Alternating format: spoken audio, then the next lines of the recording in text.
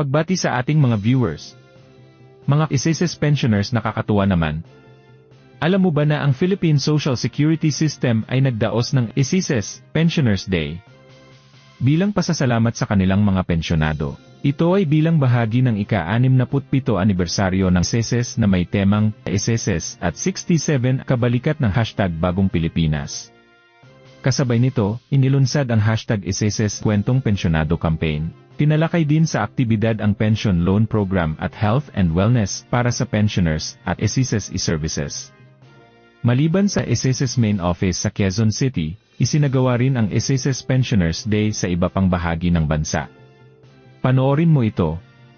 Ang SSS Pensioners Day ay taunang aktibidad upang bigyang pugay ang kanilang mga pensyonado.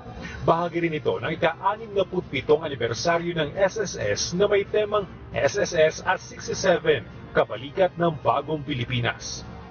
Binibigyan natin ng halaga ang kanilang contribution nung sila'y nagtatrabaho pa sa kanilang mga private work, no? This is a very special year because we're celebrating it in 18 different locations. Inilunsad din sa aktibidad ang SSS Kwentong Pensyonado Campaign na pagdiriwang sa mga kwento at karanasan ng SSS pensioners. Ang gagawin lang nila is pupunta sa my.sss and isi-share nila ano yung kwento nila pagiging pensioner ng SSS. So there will be a grand prize winner na 67,000. Tinalakay din ang Pension Loan Program ng SSS. To avail of this, ang calculation yan is it is up to 12 times your monthly pension plus 1,000. Not going beyond 200,000.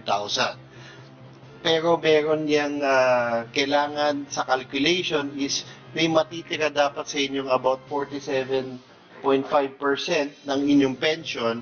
Sa ngayon, marami nang nag-avail ng Pension Loan Program ng SSS na sinimula noong 2016.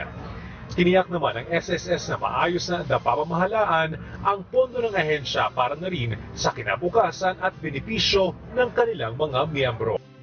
Sana all nakadalo. Nakakatuwa naman ang naging pagdiriwang at pagpapahalaga ng SSS sa mga pensyonado nito. Muli, ito ang Senior Balita. Naghahatid sa inyo ng makabuluhang balita at totoong impormasyon.